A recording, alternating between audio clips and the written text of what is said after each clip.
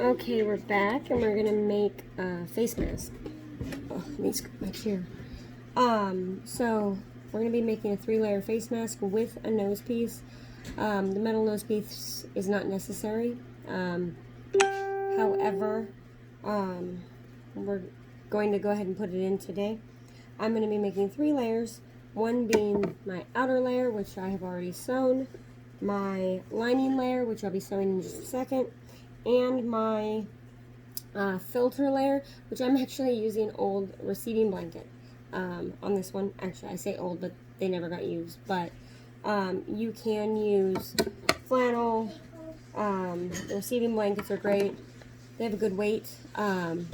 So we're going to sew those 3 layers together, and then we'll go from there. So I am not pinning this first step for me. I'm going to go ahead and sew on all of them. We're going to sew along this seam here. This is the round seam that will be in the center of our face. I've already sewn it on the first 2 layers, so we're going to go ahead and sew it on the third.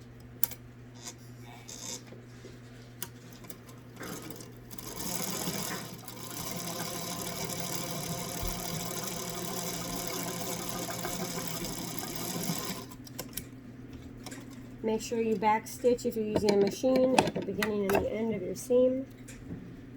If you're hand sewing, just put some really good knots in it. Alright, so now what we're going to do is we're going to open up our lining, and we're going to put the wrong side of our lining, which is the side with the seam on it, to the right side of our filter layer.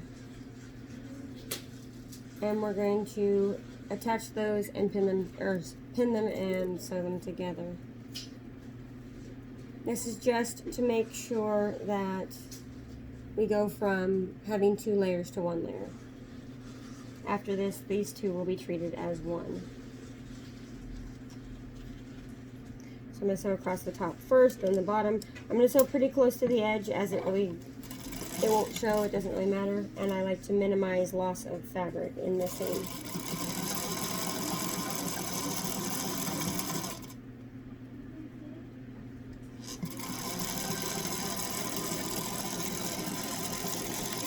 I stitch across the top and bottom. I don't worry about the 2 side seams because honestly they're going to end up inside anyway. So I sew across the top, but I tend to leave this here open, and then I will sew across the bottom.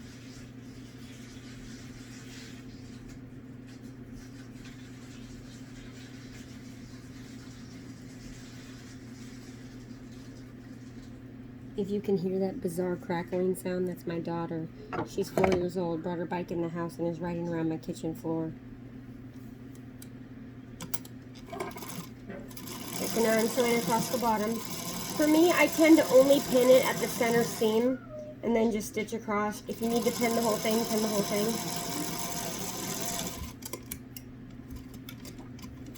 Alright, so now we have our lining and filter layer are as one. I'm going to trim off any threads just so they're out of my way. And then I'm going to take the right side of the lining and put it up against the right side of my outer fabric. I have added a little iron-on transfer thing just because I was trying out my iron-on transfer paper today. And again, I'm going to do the same thing. I'm going to put a pin just at the center top and center bottom seams, just so that the seam itself stays in the same spot and I don't end up with it off-centered. If you followed an online pattern, I got mine at craftpassion.com. It's a free downloadable pattern. If you use that pattern, make sure that you 1, add seam allowance, and 2, when you get to your outer fabric, you add an extra inch on either side. That way we can fold it over to make the seam, or the channel for our elastic. So now I'm going to line these up, and I'm going to sew the top again. I always do the top and then the bottom. I don't know that it's necessary to do it that way, but that's just how I do it.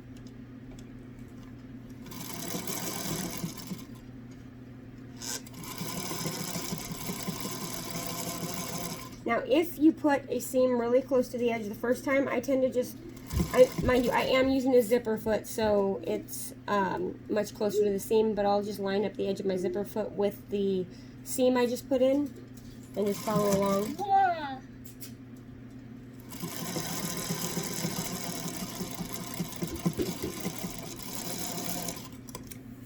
Alright, and that's across the top. Now we're going to do the same thing across the bottom.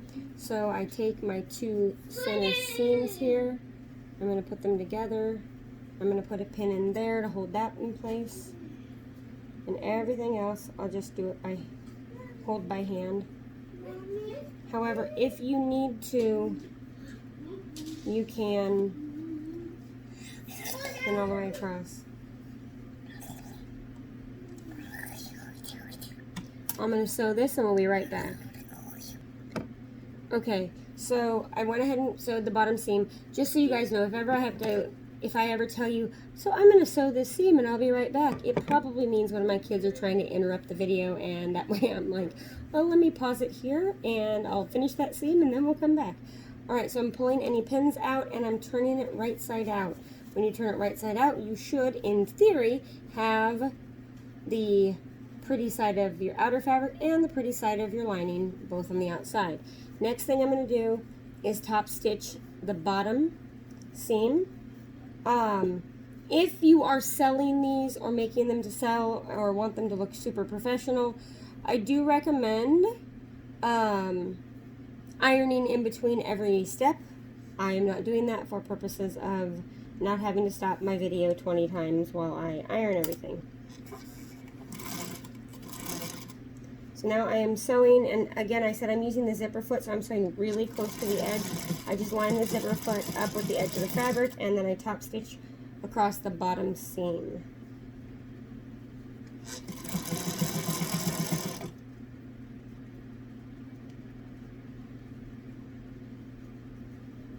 Also, if you press it, you won't spend the whole time trying to make sure it's nice and lined up easy. So.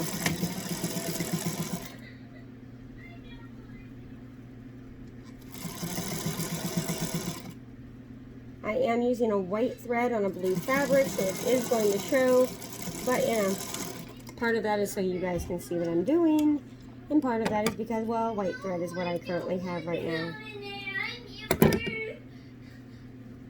Alright, and give me just a second. Alright, and I'm back. Sorry, my son was having a meltdown over the television. So I am going to go ahead and add wire into this one. You do not have to. Here's where it shifts. If you do not want to use wire, at this point, how you top stitch the bottom, you're going to go back and do the exact same thing across the top. If you're going to put wire in it, find your wire. My wire is, I found this at the Dollar Tree actually. It's a garden wire. It's wire covered with a rubber casing, and it's fantastic because it keeps it covered, and I haven't had any issues with it poking through the fabric. I mean, I've been wearing these for months now and haven't. What I do is I have to straighten it out and I kind of twist it, and when I do, you pull it a little bit, which stretches the metal beyond the tips of your wire. I like to fold it in half, find the center, just so I know what I'm working with, and then I come in here and I find the center top. Now I put it, when I'm doing this, I put it on the outside because I figure the further away it is from our skin, the better. And then grab it from the outside and pull it there. So then all I have to do is take my pins. Now here's really where I use two different kinds of pins. I use the standard sewing pins, but I also use these. And these are really great for here. You can do it with something else, with the straight pins. I just prefer it. So what I do is I go like this, and I clip it, and it clips right over that. So then I just go along the entire length of the wire, putting those, holding the wire in place so that I can put a channel for it. Because there's no way you're gonna put a channel in and then try to run the wire. That's just not gonna happen. So you have to have it in there to do it. So you have to bend your wire as you go to make sure it lines up nice and neat with your fabric seam. Make sure your fabric's pushed down really well, and then clip over the wire.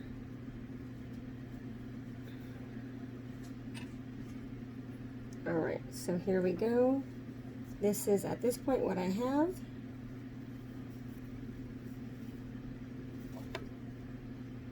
I got a little pinch in my fabric right there. Let me undo it. So there. All right, so now I'm going to start on this side. And when I do this, you'll see that there's a little flap folded over.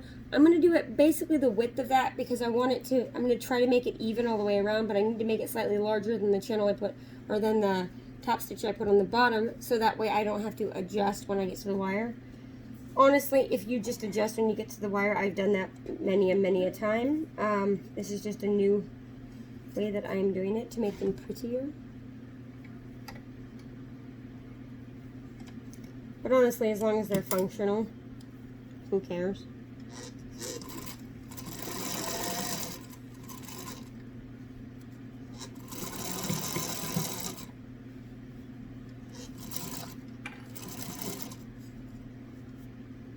Another reason I'm using the white thread is because I'm using the white lining. Sometimes I like to let a little bit of the lining edge show at the top or the bottom, and then I'll use white thread so that it all sort of blends together. All your preference. I like things looking dimensional.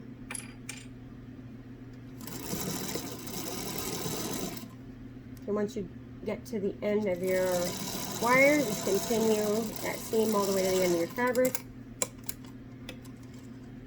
Now here is a thing that I also like to do, so we're at this point, is I like to find the edge of the wire, and I like to stitch a little seam there and there, solely because ultimately after you wash it a bunch of times, the wire can shift one direction or the other, and I don't like having a lot of wire on one side and then only a little bit on the other, because that's just annoying.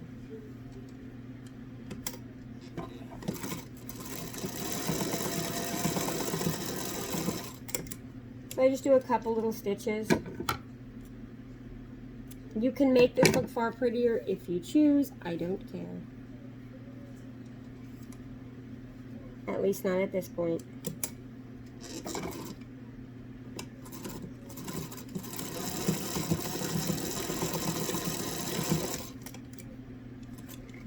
Alright, so we've got that in there. Yay! So we have our wire in place and stitched down so it won't go anywhere. Next thing we do is fold over the channels for our elastic. Alright, so what I like to do on the ends here, you can press this to make it easier for you if you like. I like to ultimately make a little corner, make a little corner, fold it over once, just like this, so that it get a nice clean edge here. Fold it over again, a little further this time, covering over the top of the white lining and pinning it here, and then I'm going to sew right along this edge. Doing that binds everything that was sitting there as a raw edge and makes it nice and clean.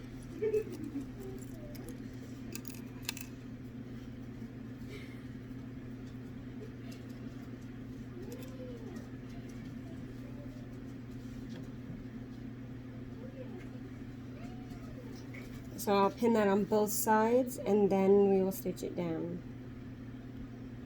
As I said, if you can, or if you're going to sell these, or even if you know you're newer to sewing, I definitely recommend pressing in between each step, because it will make holding things down easier if they have a seam in them. All of my sewing teachers are currently wanting to kick me because I'm not ironing everything, I promise you.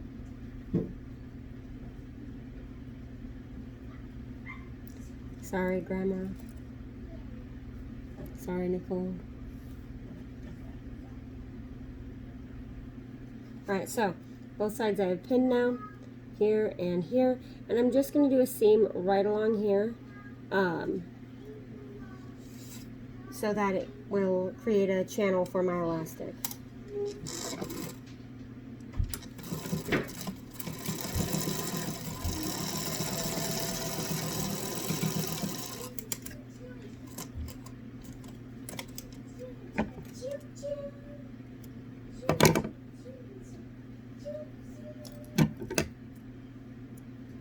Alright, both sides.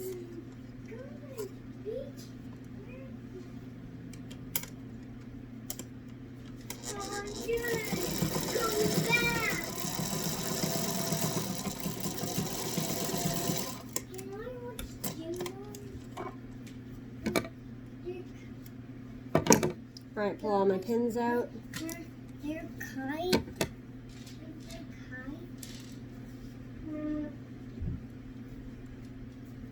Alright, so at this point we have our mask built and we need to put our elastic in.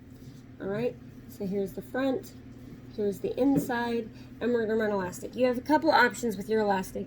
I like the one piece that, it's one continuous piece that actually goes around your head twice. If you're going to do that, it's 23 inches. Another option is the 2 ear loops. I don't tend to like that because it bothers the back of my ears. However, if you're going to do those, it's about 8 inches. And you can make yourself an adjustable strap by adding a shank button. So ultimately, if you're going to do a shank button, you find a shank button that's got a really small hole. I would put a really big needle on here, slide it up to the edge here, and put the needle through the hole. And I mean, it'll be a pain to do, but you yank it through the hole, and then what you can do is you can slide the shank button up and down the elastic, which will lengthen and shorten it, so you can in fact make adjustable earpieces. I can show that later at some point, but right now we're going to go ahead and make the single continuous piece of elastic. So what I'm going to do is I'm going to start on one side at the bottom. I'm pushing my elastic through. I have a safety pin on the end of it so I can push it through. Okay, I'm going to pull it out the top. Continue straight around to the other side on the top. We're going to push it down through the hole. Out the bottom. Take our elastic off. Or, sorry, take our safety pin off. I apologize. Put the ends of our elastic together. I like to put a pin here because trying to hold 2 pieces of elastic together and sew is a pain when they're this thin. So like this, and I'm just going to sew right across the elastic. Everything we've done here today can be done easily by hand. It's a relatively simple project, so if you're wanting to learn how to hand sew, it's a good project to work on. I detest hand sewing. Sorry. I do it I do it when I have to, because I don't ask any of my students ever to do something that I can't do, so I make sure I know how to do it if I ask them to do it. I actually made an Elizabethan neck ruff, and I had to sit in the dark and do it, because I was in a theater, and I used the fact that previously I have one of my clients is blind who sews fantastically.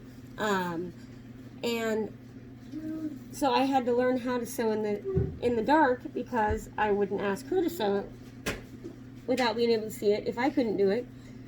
And here we go. So here is